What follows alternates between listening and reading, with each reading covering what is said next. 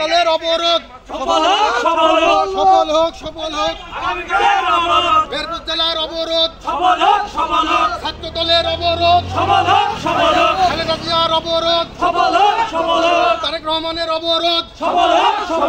গাংনীবাসীর অবরোধ মেহেরপুর জেলার অবরোধ তারেক রহমানের অবরোধ খালেদা জিয়ার অবরোধ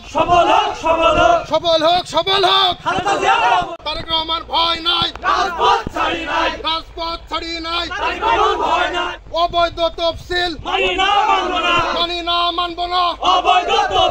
অবৈধ তফসিল ছাত্র দলের অবরোধ সফল হোক চালো রে চালো খুনি হাসিনার গদিতে